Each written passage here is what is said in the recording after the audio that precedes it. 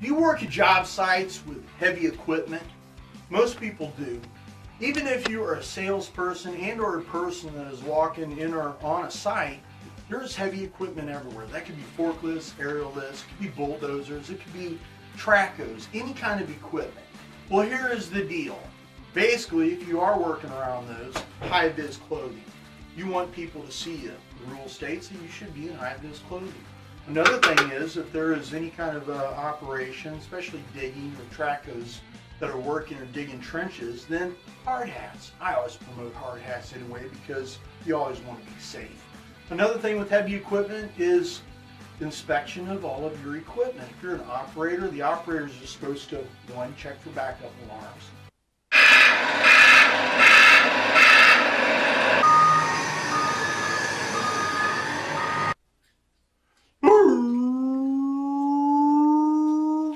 They're also supposed to check for any kind of major leaks, especially hydraulics or fuel leaks. Any kind of equipment damage, then they shouldn't be operating it. Another thing is barricading all the areas that you're working in. I like to barricade with orange cones, caution tape. I like to use anything and everything to make sure that pedestrians don't go out into that area. And when I say anything and everything, that's actual people or spotters. I also think that communication, walkie-talkies, is very important because you need to communicate to everybody. Also with heavy equipment, anybody that's operating that equipment should be trained, certified, and authorized. They need to be trained on safe inspection, safe operation. Another thing that we talk about heavy equipment in the safety world is power lines. Where are the power lines at? Are they marked? If you're working outside, then obviously you're looking at heavy duty power lines. If you're working inside a facility, then we're also talking about any kind of electrical circuitry, any kind of power strips, any kind of conduit that's out there that we can damage, and you never want to run into that because you could possibly get injured. Another thing with heavy equipment, again, is just making sure all pedestrians are aware of you when you're operating. A lot of people ask, who has the right of way? The heavy equipment operator or the pedestrian? Well, I say when we're on a job site, it ought to be the heavy equipment. Also, I tell the pedestrian that they ought to be making sure that they are not in any kind of caught in between situations. Caught in between where they could actually get hurt or run over. I'm also training people and pedestrians on their job site. Holes, walking working surfaces, staying out of those key areas where all of that equipment is being operated.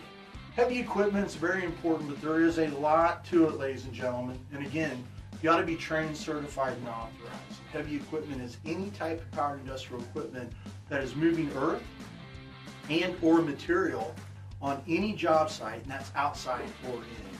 Hey, safety tip of the day, be safe and don't run over anybody. Oh, shit. Hey, email me at sbell@ehsjoplin.com. You can also get a hold of us at ehsjoplin.com. Check out our YouTube videos, and we're going to be doing 5-minute safety topics, and we're going to make them fun for everybody to listen to and or see. But again, if you do like them, please share them, like them. You know the deal. We're out there trying to promote ourselves and make sure that everybody understands what we're doing.